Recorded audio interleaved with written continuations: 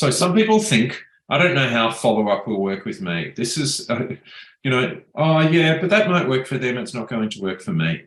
Or they might think, I don't want to send all those emails and all of those SMSs and harass my leads. What they're actually saying is, I don't want to get any customers. Okay. If that's you, if you're thinking, oh, that's too many emails for me to send, that's going to piss off my people, you don't want to get any customers. What I didn't mention before is if someone buys and they're halfway through that process, we stop the rest of that process, then they become a customer. Okay. Super important in there. But if you're saying, I don't want to send all those emails, you're saying you don't want to get any customers. It's as simple as that. Or I'm already following up. Yeah, I'm sending one email. I'm already doing some follow-up. And then I send a couple of broadcasts. I do some newsletters. And that's what I'm doing. And I'm getting the follow-up in there. So I should be getting these conversions already. No, it doesn't work like that. That is not following up. That's being lazy.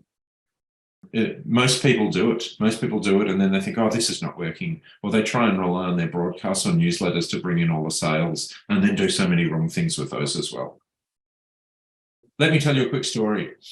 So there's this fellow, Brett McFall, and you might know Brett in actual fact. And Brett McFall had this program called Fast Client Formula. And that's using automated webinars to drive traffic to book an appointment with him so that he can make customers and sell them into the program that he was teaching them how to do this. So he was using the program to teach them how to do this in their business, coaches and consultants, et cetera, et cetera.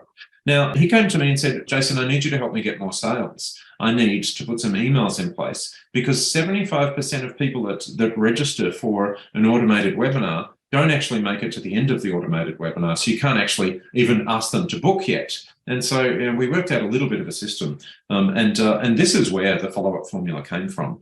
I took all of some of the stuff that I learned and hadn't quite identified yet and started using it for Brett. I'd actually been doing it for years with all the customers I'd been helping on one-on-one basis, but didn't realize I didn't put it into a formula until this time with Brett.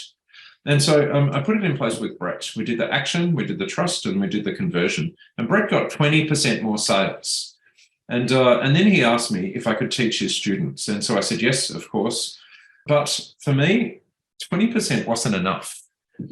20% literally wasn't enough. I knew there was more in there that we could do. And so I tested what we did with Brett with a slightly different formula. And then I tested, the minimum amount and the maximum amount, and we bounced it back and forward until we worked out the minimum amount of effort for the maximum amount of return. And that's when the follow-up formula was born. And we got 50, 100, 200%, 300% more sales just by following the formula, which is super cool. There's 3 specific phases in the follow-up. There's action, there's trust, and then there's conversion, okay? We want to reward people for taking action.